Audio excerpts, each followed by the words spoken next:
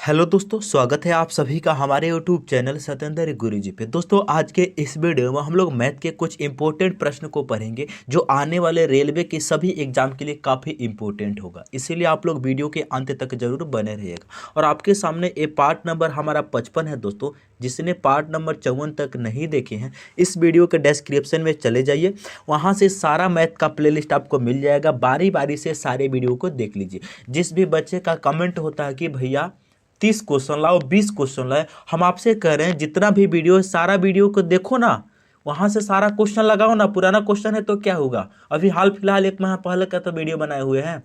हमारे पास टाइम का बहुत दिक्कत है, पूरा वही क्वेश्चन लगाओ ना। आपको जितना करना उतना लगाओ। एक दिन में 500 क्वेश्चन मन करे 500 लगा लो। ठीक है दोस्त, चलिए शुरू करते हैं सवाल नंबर 1 से।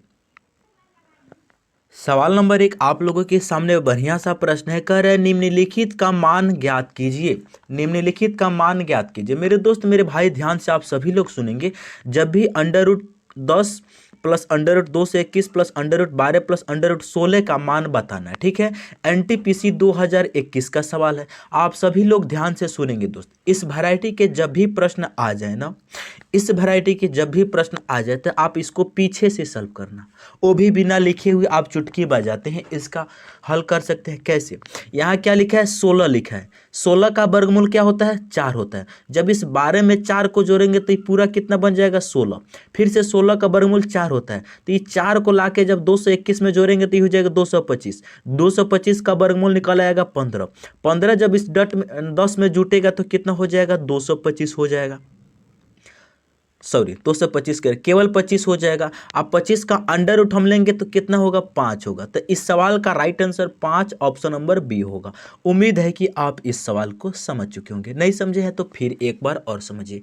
हम बता रहे हैं कि जब भी इस वैरायटी के क्वेश्चन आप लोगों के सामने मिले ना, तो आपको पीछे से सॉल्व करना है। यानी कि यहाँ पर जो 16 है इसका वर्गमूल कितना आता है? 4 आता है। इस 12 में जब हम 4 को जोड़ देंगे तो फिर से यहाँ से 16 बनेगा। 16 का अंडर रूट फिर से 4 आएगा। जब इस 4 को 221 में हम जब जोड़ देंगे तो 225 हो जाएगा। 225 का वर्गमूल कितना आ जाएगा? 15। इस 15 को जब हम 10 में ऐड करेंगे तो कितना हो जाएगा? 25 होगा। अब 25 का अंडर रूट कितना होगा भाई? 5 होगा। तो इसका राइट आंसर 5 ऑप्शन बी होगा। ठीक है दोस्त, चलिए अगला सवाल। सवाल नंबर 2 कर है 5 से 14 तक की सभी प्राकृत संख्याओं के घनों का योग ज्ञात कीजिए। बहुत बढ़िया क्वेश्चन है। एनटीपीसी 2021 का सवाल है। आपको क्या बताना है? 5 से लेकर 14 तक की सभी प्राकृत संख्या के घनों का योग बताना है। हम आपको पहले वाले वीडियो में बता रहे हैं कि अगर 1 का क्यूब्स प्लस 2 का क्यूब्स प्लस 3 का क्यूब्स ऐसे करके अगर मेरे दोस्त ये n तक क्यूब निकालना है ना हमें, तो हमको जानते हैं क्या करना है। इसके मतलब 1 से अगर n तक क्यूब निकालना है तो इसके लिए फॉर्मूला होता है n × n+1/2। इसको लिखकर इसका होल स्क्वायर कर देते हैं, ठीक है। यही फार्मूला हो जाता है 1 से लेकर n तक क्यूब का निकालने का। n का मतलब क्या होता है? जो सबसे बड़ी नंबर होती है। यानी कि 5 से 14 तक की सभी प्राकृत संख्याओं के घनों का योगफल बताना है, ठीक है भाई। तो हम आपको बता देते हैं दोस्त, यहाँ आपको करना क्या है। जो 14 लिखा है ना, ये हमारा n का काम करेगा। लेकिन एक फार्मूला तभी काम करता जब 1 से स्टार्ट होता, लेकिन यहाँ तो 1 से स्टार्ट नहीं है, यहाँ 5 से स्टार्ट है। तो क्या करेंगे दोस्त, ध्यान से सुनेंगे। यानी कि अगर 1 से शुरू होता तो आप डायरेक्ट इस फार्मूला को लगा देते, लेकिन यहाँ तो 5 से शुरू है। क्या करना है? कुछ नहीं।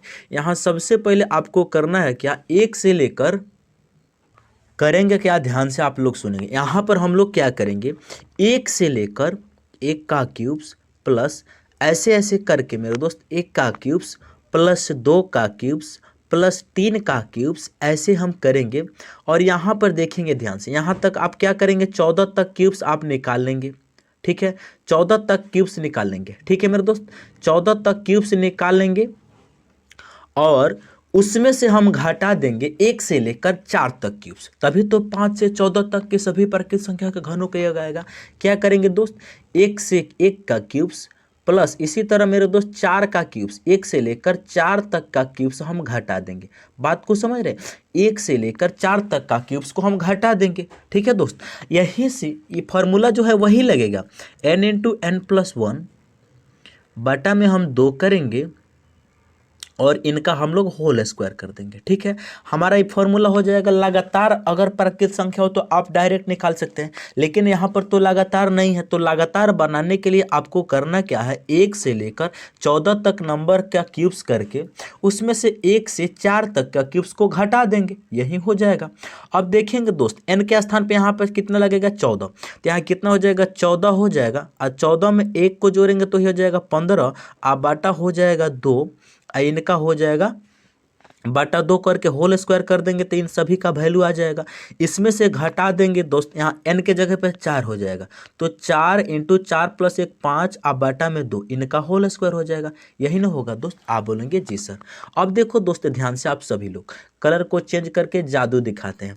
यहाँ 2 से 14 कटेगा कितना बार में, 2 से 14 कटेगा 7 बार में। 7 × 15 कितना हो जाएगा, 105 हो जाएगा। समझ रहे हैं, 7 × 5, 7 × 15, 15 छक 90, 15 7 105। 105 का स्क्वायर में से हमें घटाना है कितना दोस्त, ये 2 से 4 कटेगा 2 बार में, 2 × 5 10, 10 बार में। समझ रहे हो, 10 का स्क्वायर घटा देंगे, यही ना बना दोस्त। आप बोलेंगे जी सर। सबसे पहले 10 का स्क्वायर कितना होता है, 100। ये तो आसान था, तो आपने कर लिया। अब देखो दोस्त, 105 का हमें वर्ग निकालना है। ठीक है, कोई दिक्कत नहीं। 105 का वर्ग निकालना है, आपको करना है क्या, ध्यान से सुनेंगे। सबसे पहले इसी चैनल पे हमने वर्ग का वीडियो बना के डाले हुए हैं, कैसे वर्ग निकाला जाता है, आप जाकर वहाँ से सीख सकते हैं। ये 100 से कितना ज़्यादा है, 5 ज़्यादा है, तो 5 का स्क्वायर 25 हो जाएगा। समझ रहे हैं। अच्छा, यहाँ पर कितना बचा, 105। 105 में 5 को जोड़ देंगे, 110 हो जाएगा। यानी कि इसका स्क्वायर जब हम लोग करेंगे तो ये होगा कितना, 11,025। इसमें से 100 घटा लेंगे, कितना बचेगा। इसमें से जब हम 100 घटाएंगे तो कितना बचेगा दोस्त, 5 का स्क्वायर 25। ठीक है, 25 हो गया, यानी कि 10 बचे। अब देखो, आप इसको चेक भी कर सकते हो, आप जिस वैरायटी से चेक करना चाहते हो चेक कर सकते हो। हम चेक कर दे रहे हैं इसको, यानी कि 5 का स्क्वायर 25 हो गया, 10 का स्क्वायर 100, 10 बचे 50 दूनी 100, 100 और 102 के जो हासिल कितना लगा, हासिल लगा 10, 10 का स्क्वायर 100 और 10 बिल्कुल सही है। इसमें से 100 घटाएंगे तो कितना होगा भाई, यहाँ पर हम करते हैं, कलर को चेंज करते हैं। 11,025 में से 100 घटाएंगे तो कितना बचेगा, 5 में से 0 जाएगा, 5 ही बचेगा। बहुत बढ़िया कहा आपने। अच्छा, 2 में से 0 जाएगा, 2 ही बचेगा। यहाँ बचा कितना, 1100। 1100 में से 100 सॉरी, यहाँ बचा 10, 10 में से 1 जाएगा, 9 बचेगा। यहाँ 0, 0 का 0 ही रह जाएगा, यहाँ रह जाएगा 1। बिल्कुल सही, आपका ऑप्शन बी हूबहू इसका राइट आंसर हो जाएगा। हम उम्मीद करते हैं कि आप इन सवाल को बेहतरीन तरीका से समझ चुके होंगे। ठीक है दोस्त, चलिए अगला सवाल। यदि किसी भिन्न के अंश को 80% और हर को 60% घटा दिया जाता है तो प्राप्त भिन्न 5/6 के बराबर होती है। तो मूल भिन्न ज्ञात करेंगे। दोस्त क्या क्वेश्चन बोल रहा है यदि किसी भिन्न के अंश को 80% और हर को 60% घटा दिया जाता है तो प्राप्त भिन्न 5/6 के बराबर होती है। तो मूल भिन्न ज्ञात करेंगे। एनटीपीसी 2021 का सवाल है। क्वेश्चन जो बोल रहा है उसको ध्यान से सुने। कह रहे यदि किसी भिन्न के अंश को अगर हम x मान लेते हैं और हर को अगर हम y मान लेते हैं, क्वेश्चन बोला है अंश को 80% और हर को 60% घटा दो। यानी कोई भी चीज़ अपने आप में 100% होती है। अंश 80% घटा देंगे, इसका मतलब कितना बचेगा भाई, 20% बचेगा। यानी जो भी अंश है उसका 20% बचेगा।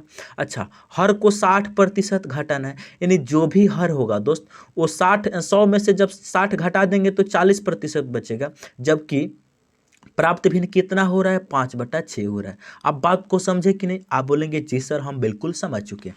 क्वेश्चन क्या बोला है, किसी भिन्न के अंश को 80% और हर को 60% घटा दिया जाता है। तो यहाँ पर जो भी x है 80% घटाएंगे तो 20% बचेगा, और हर यहाँ पर y है, इसमें से 60% घटा देंगे तो 40% घटेगा। अब देखो दोस्त, अब यहाँ से हम सिंप्लीफाई करेंगे, प्रतिशत से प्रतिशत कट जाएगा। आप बोलेंगे जी सर 20 से 1 बार में कटेगा, 20 से ही कटेगा 5 बार में। 5 बार बोल रहे हैं, 2 बार में। 20 से कम 20, 20 दूनी 40। आप बोलेंगे जी सर। अब देखो 2 से 1 बार और 2 से 6 कट जाएगा कितना बार में, 3 बार में। आप बोलेंगे जी सर। हमें मूल भिन्न बताना है, तो x अपन वाई बराबर कितना आ गया, x अपन वाई ई बराबर में कितना आ गया दोस्त, 5/3 आ गया। तो 5/3 ऑप्शन नंबर सी इस सवाल का सही आंसर होगा। उम्मीद है कि आप इन सवाल को बेहतरीन तरीका से समझ चुके होंगे। अगर समझ में नहीं आया है तो कमेंट करके बोलेंगे, यदि समझ में आया है तो अपने दोस्तों के पास वीडियो को जरूर शेयर करेंगे दोस्त, ठीक है। चलिए अगला सवाल। अगला सवाल मेरे दोस्त मोस्ट इंपॉर्टेंट सवाल है। आप इस सवाल को बेहतरीन तरीका से सीखेंगे और मेरे दोस्त ऐसा सवाल अच्छे अच्छे बच्चों को कंफ्यूज कर देता है। अंडर रूट का मान क्या होगा। बहुत सारा दोस्त का कमेंट होगा कि केवल 2 इसका आंसर, जो कि गलत है। बहुत सारा दोस्त का कमेंट होगा भैया केवल 2, बिल्कुल गलत बात आप लोगों ने बता दिया। ध्यान से सुनेंगे, यहाँ पर क्या लिखा है दोस्त, अंडर रूट लिखा है। इसका वर्गमूल हम सभी कोई जानते हैं 2 होता है, लेकिन ये पॉजिटिव में होता है। इसका एक मान निगेटिव भी 2 होगा। क्यों, आप बोलेंगे हम आपको बता रहे हैं। देखो, इस अंडर रूट 4 का मतलब क्या होता है, ऐसा नंबर जिनको 2 बार गुना करने पर 4 आता हो, वही इसका वर्गमूल होगा। आप बोलेंगे जी सर।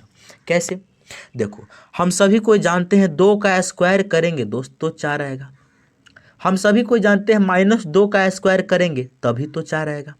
यानी 2 का स्क्वायर भी 4 होता है, +2 का स्क्वायर भी 4 होता है, -2 का स्क्वायर भी 4 होता है। तो जब हम अंडर रूट से दुनिया की कोई भी संख्या का जब हम अंडर रूट लेते हैं तो उसका 2 वैल्यू आता है, प्लस माइनस उसका वैल्यू आता है 2। एक इसका अंडर रूट 2 होगा और इसका अंडर रूट -2 भी होगा, दोनों सही है। तो इसको हम सिंपल भाषा में आप इसको डायरेक्ट याद रखेंगे, जब भी रूट के भीतर कोई संख्या रहे ना, उसका वर्गमूल जब हम लोग लेंगे तो प्लस माइनस में आता है। 4 का वर्गमूल कितना होता है 2, तो इसका आंसर होगा 2 अथवा -2, ऑप्शन बी 2 अथवा -2। आप बोलेंगे सही भैया ऐसा क्यों। दोस्त आप ध्यान से नहीं समझे बात को।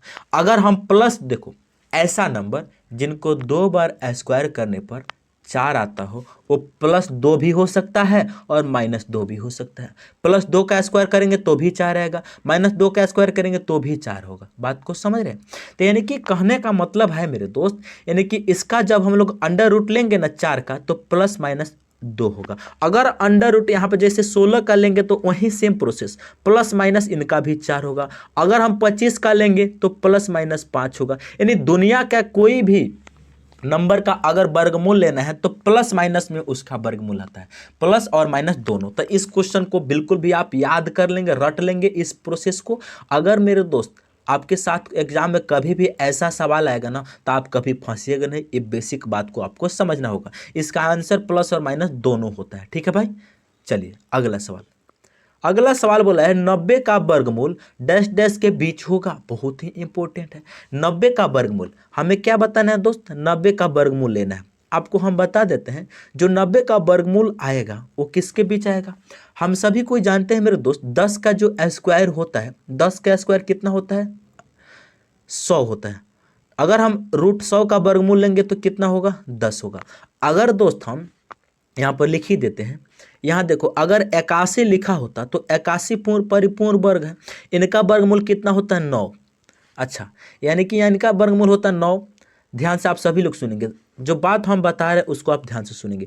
अगर कहीं पर मेरे दोस्त 81 लिखा होता तो इसका वर्गमूल कितना आता है 9। आप बोलेंगे जी सर। अच्छा, अगर कहीं पे 100 लिखा होता उसका वर्गमूल कितना होगा, आप बोलेंगे 10। आप बोलेंगे जी सर। अब देखो दोस्त, हमें क्या है 90, जो 90 है, 90 है, अंडर रूट 90 है, इनका वर्गमूल लेंगे दोस्त तो 81 और 100 के बीच में आता है। 81 और 100 के बीच में आता है 90। आप बोलेंगे जी सर। 81 और 100 के बीच में आता है 90। मेरे दोस्त हम सभी कोई बहुत ही बेहतरीन तरीका से जानते हैं, 81 का वर्गमूल होता है 9, 100 का वर्गमूल होता है 10। तो यहाँ पर जो 90 है इसका वर्गमूल फिक्स है कि 9 से तो बड़ा आएगा लेकिन 10 से छोटा आएगा। बात को समझ रहे, 9 से तो बड़ा आएगा लेकिन 10 से आएगा। जो भी वैल्यू है वो 9 से बड़ा आएगा और 10 से छोटा आएगा। तो इसका आंसर होगा 9 तथा 10 के बीच, 9 तथा 10 के बीच। बात को समझ रहे हैं। आप बोलेंगे जी सर।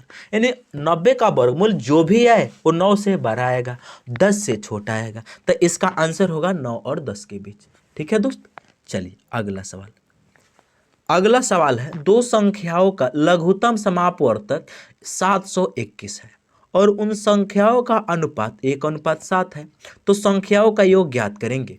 एनटीपीसी 2021 का सवाल है। मेरे दोस्त हम ध्यान से आप लोगों को एक बात बता रहे हैं, यानी कि जब भी कोई भी चीज़ रेशियो में होता है, अनुपात में होता है, जब उसको अनुपात से हम अलग लिखते हैं तो उसके साथ एक कांस्टेंट नंबर से गुना हो जाता है। तो संख्या इसको हम 1x और इसको हम 7x मान सकते हैं।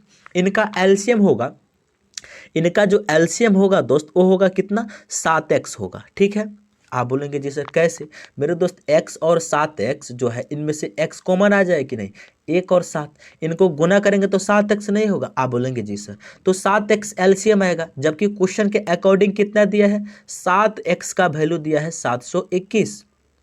यहाँ से दोस्त x का वैल्यू कितना आ जाएगा, 7 एकम 7, 0, 7 तिरकी 21। आप बोलेंगे क्यों? मेरे तो 7 एकम 7, 2 में तो 7 से भाग नहीं जाएगा, जब हम 2 अंक में भाग लगाएंगे तो 0 आएगा, तो x का वैल्यू 103 आ गया। हम लोगों को बताना है संख्याओं का योग, यानी संख्या का योग। पहला का संख्या क्या है, पहला संख्या है x केवल, दूसरा संख्या 7x है, तो पहला के इसका हो जाए कितना, 103 हो जाएगा। आप बोलेंगे जी सर, अब देखो यहाँ पर जो 7x है, 7 गुना x के स्थान पे 103 रखेंगे तो कितना होगा, 7 त्रिकी 21 के 1 हासिल कितना, 7 त्रिकी 21 हासिल 2, 7 में 0 0, 7 में 0 से गुना करेंगे 0 और 2 80 तक 7 एकम 7, 7 से 21 में 103 को हम ऐड कर देंगे, बात खत्म है। 103 को ऐड कर देंगे तो ये कितना हो जाएगा, 3 और 1 4, 2 8, 824 इस सवाल का आंसर होगा। यानी संख्याओं का योग कितना होगा, 824। या फिर आप इसको और शॉर्ट में भी इस तरीका से कर सकते हैं। कैसे? हमारा जो संख्या होगा वो पहला संख्या कितना होगा दोस्त, ध्यान से आप सभी को सुनेंगे। पहला संख्या कितना होगा, हमने आपको क्या बात बताया, 7x का वैल्यू कितना है, 721 है। हमें निकालना कितना है, इन संख्याओं का योग। पहला कितना है, पहला है कितना x, दूसरा है कितना 7x, इनको जोड़ेंगे तो कितना बनेगा भाई, 8x बनेगा कि नहीं? आप बोलेंगे जी सर 7x का वैल्यू इतना है, हमें 8x का वैल्यू निकालना है, बात खत्म। 8x का वैल्यू निकालना है, 721 को हम 7x से डिवाइड करेंगे क्योंकि 7x का वैल्यू है, और हमें 8x का वैल्यू निकालना है तो 8x से मल्टीप्लाई कर देंगे। अब देखो x से x कट जाएगा। आप बोलेंगे जी सर 7 से कटेगा 103 बार में, 103 गुना 8 कर देंगे, 8 त्रिकी 24 हो जाएगा, 8 एकम 8 हो जाएगा। तो इस वैरायटी से भी आप सॉल्व कर सकते हैं 824। आपको केवल इतना सा ही ध्यान देना है कि उनका एलसीएम एक्चुअल में कितना आ रहा है दोस्त, 7x। बस अगर इतना आप जान चुके हैं तो बिल्कुल आप इस क्वेश्चन को सॉल्व कर सकते हैं। चलिए अगला सवाल। अगला सवाल है, किसी संख्या का 76% 95 है तो वह संख्या ज्ञात करेंगे। ग्रुप डी का सवाल है। किसी संख्या, मान लेते हैं कि संख्या x था, उसका 76%, 76 अपान 100 लिख सकते हैं 76% को। आप बोलेंगे जी सर बराबर कितना हो जाएगा, 95। अब देखो दोस्त यहाँ से हम काटेंगे, सबसे पहले कलर को चेंज करते हैं। 4 से काटेंगे तो ये कटेगा 25 बार में, 4 से इसको काटेंगे कितना बार में जाएगा, 4 एकम 4, 3, 4 9 36, 19 चौका 76। अच्छा अब बोलो दोस्त 9 एकम 19 एकम 19, 19 से 95 कटेगा 5 बार में, तो यहाँ से x का वैल्यू कितना आएगा, 5 गुना 25 हो जाएगा। 25 गुना 5 कितना होता है, 125। तो 125 इस सवाल का आंसर ऑप्शन बी होगा। हम उम्मीद करते हैं कि आप इन सवाल को बेहतरीन तरीका से समझ चुके होंगे। ठीक है दोस्त, चलिए अगला सवाल की ओर बढ़ा जाए। समझ चुके हैं इस क्वेश्चन को, बिल्कुल। अगला सवाल 8 नंबर, रेशियो एंड प्रोपोर्शन का मोस्ट इंपॉर्टेंट सवाल है। आपके एग्जाम में ऐसा सवाल बिल्कुल आएगा, आप लोग ध्यान से सुनिए। क्वेश्चन बोला है, यदि 3x + 2y अनुपात 3x - 2y बराबर 5:3 हो तो x अनुपात y का मान ज्ञात करेंगे। ध्यान से आप सभी लोग सुनेंगे। यहाँ पर क्या है, 3x + 2y बराबर 3x + 2y अनुपात 3x - 2y बराबर कितना दिया है, 5:3 दिया है। यहाँ से हमें x और y का अनुपात बताना है, तो आप इसको बेसिक तरीका से ही सॉल्व करेंगे, इसके अलावा कोई रास्ता नहीं है। हमारे पास 3x + 2y अनुपात दिया है, 3x - 2y बराबर 5:3 लिख सकते हैं। इसको हम कैंची गुना करेंगे दोस्त, ठीक है। जब हम इनको कैंची गुना करेंगे तो क्या होगा, कैंची गुना करेंगे तो ये हो जाए कितना, 5 × 15x माइनस 5 दूनी 10y लिख सकते हैं। आप बोलेंगे जी सर यहाँ हो जाएगा 3 × 9x प्लस 3 दूनी 6y। आप बोलेंगे जी सर।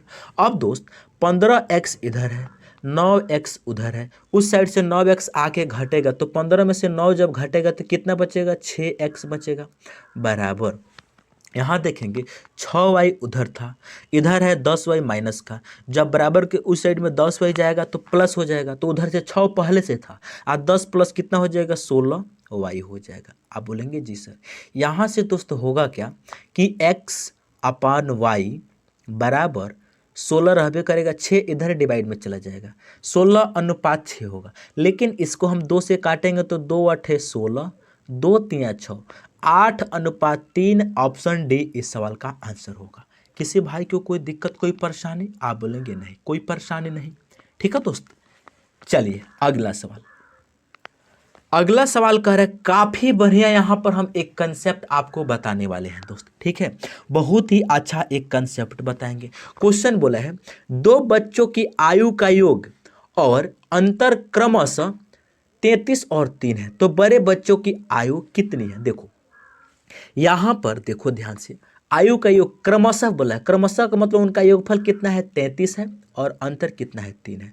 जो क्वेश्चन बोला है उसको आप ध्यान से सुनेंगे। मान लेते हैं पहला बच्चा का उम्र a वर्ष है, दूसरा बच्चा का उम्र b वर्ष है, जब हम इन दोनों को जोड़ेंगे तो कितना आएगा, 33 आएगा। आप बोलेंगे जी सर। इन दोनों को घटाएंगे तो कितना आएगा, इन दोनों को जब हम घटाएंगे तो कितना आएगा, 3 आएगा। क्वेश्चन बोला है, हम नहीं बोल रहे हैं, हम नहीं बोल रहे हैं दोस्त, क्वेश्चन बोल रहा है।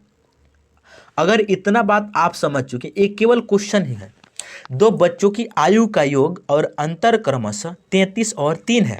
मान लेते हैं पहला बच्चा a वर्ष का है, दूसरा बच्चा b वर्ष का है, उनका योगफल कितना है, 33। अच्छा, यहाँ पर उनका अंतर कितना है, 3 है।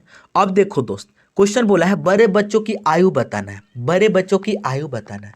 मेरे दोस्त यहाँ पर जो कंसेप्ट हम बता रहे हैं उसको आप ध्यान से कॉपी पेन में ईमानदारी से लिख लेंगे, जीवन में आपको कैलकुलेशन करने की जरूरत नहीं पड़ेगी। देखो, जब भी मेरे दोस्त दो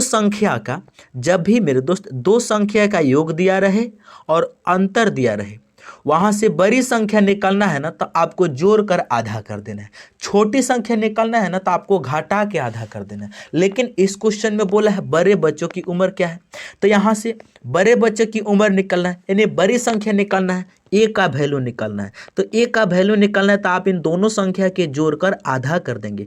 33 में 3 को जोड़ देंगे, 2 से भाग दे देंगे, 33 + 3 36/2, 18 वर्ष का हो जाएगा। 18 ईयर्स बड़े बच्चे का उम्र है। ऑप्शन नंबर सी इसका राइट आंसर होगा। आप बोलेंगे आपने तो ट्रिक बता दिया, लेकिन भैया ये बताइए, बड़ा बच्चा छोटा बच्चा या फिर बड़े संख्या छोटे संख्या हम पहचानेंगे कैसा? ये डाउट तो आपका बहुत अच्छा है दोस्त, आप ध्यान से सुनेंगे। दो संख्या का योग 33 वर्ष है, इसमें किसी दोस्त को कंफ्यूजन नहीं है, यानी कि कंफ्यूजन होगा यहाँ पर बड़े और छोटे बच्चे की उम्र पहचानने में, या फिर बड़े संख्या, इसमें से आप बोलेंगे कि भैया बड़ा संख्या कौन है और छोटा संख्या कौन है। तो दोस्त हम आपको एक बात बता रहे हैं, आप सब लोग ध्यान से सुनेंगे। ए में से बी घटाने के बाद 3 आ रहा है, ए में से बी घटाने के बाद 3 आ रहा है दोस्त, इसका मतलब है ए संख्या बड़ा रहा होगा, तभी तो यहाँ पे पॉजिटिव वैल्यू आ रहा है। ए संख्या बड़ा रहा होगा तभी तो यहाँ पे पॉजिटिव वैल्यू आ रहा है। मेरे दोस्त अगर यहाँ पे 3 निगेटिव होता तब जाके ए छोटा होता। हम आपको कहें कि अगर 20 में से आप 4 को घटाने पे 16 मिल रहा है, इसका मतलब 20 बड़ा है। यहाँ तो नंबर है तो आपको दिख ही गया, वही लॉजिक यहाँ पे है दोस्त। ए में से बी घटाने के बाद 3 आ रहा है, ए में से बी घटाने के बाद 3 आ रहा है, इसका मतलब है ए संख्या जो है वो बड़ा रहा होगा। वही बात है, बड़ा बच्चा ए है, छोटा बच्चा बी है। बड़ा बच्चा और छोटा बच्चा, बड़ा बच्चा के उम्र छोटा बच्चा के उम्र घटाने पर 3 वर्ष आ रहा है, वही बात है। तो बड़ी संख्या इसमें ए होगी, छोटी संख्या बी होगी। अगर आपसे छोटे बच्चे की आयु पूछता तो 33 में से 3 घटा देते 30, आप बाटा 2 कर देते 15 वर्ष। ठीक है दोस्त, तो इस कंसेप्ट को आप जीवन याद रखेंगे। चलिए अगला सवाल। अगला सवाल बोला है, यदि दो संख्याओं का योग 30 वर्ष और उनका गुणनफल कितना है भाई, 50 वर्ष, तो उनके व्युत्क्रमों का योग बताना। व्युत्क्रम का मतलब क्या होता है दोस्त, उल्टा। यानी कि मान लेते हैं कि पहला संख्या है ए, दूसरा संख्या है बी, इनका योगफल कितना दिया है भाई, 30 वर्ष दिया है। बहुत बढ़िया। इनका गुणनफल कितना दिया है, ए गुना बी कितना दिया है भाई, a गुना b दिया है 50 वर्ष। आप बोलेंगे जी सर। हमें बताना इन संख्या का योगफल बताइए। व्युत्क्रम, व्युत्क्रम का मतलब उल्टा होता है। उल्टा का मतलब 1/a प्लस 1/b का वैल्यू निकालना है। जब हम इनको फ्रैक्शन में सॉल्व करेंगे तो इनका फ्रैक्शन लेंगे, ए बी का एलसीएम ए बी हो जाएगा। आप बोलेंगे जी सर। ए बी का एलसीएम हो जाएगा ए बी। अब देखो ए से ए कटेगा, यहाँ पर बी बचेगा, यहाँ पर क्या बचेगा, ए बचेगा। आप बोलेंगे क्यों? क्योंकि इसका जब हमने बाटा का जोड़ किया तो इस रूप में इसको हम लिख सकते हैं, B plus A upon A B. अब देखो दोस्त, इनको हम ए बी का वैल्यू नीचे क्वेश्चन में दिया है 50, अब बी प्लस ए का वैल्यू क्वेश्चन में दिया है 30, 1 0 से 1 0 काट देंगे, 3/5 इसका आंसर छांट देंगे। ठीक है, ऑप्शन नंबर ए इस सवाल का आंसर होगा। किसी भाई को कोई दिक्कत? आप बोलेंगे नहीं। हम उम्मीद करते हैं कि आप इन सवाल को बेहतरीन तरीका से समझ गए होंगे। किसी भी भाई को कोई दिक्कत, कोई परेशानी अगर हुआ होगा तो कमेंट करके जरूर बोलेंगे। यदि आपको समझ में आया है तो अपने भाई समझ के ईमानदारी से वीडियो को शेयर करना दोस्त। ठीक है दोस्त, चलिए मिलते हैं नेक्स्ट वीडियो में।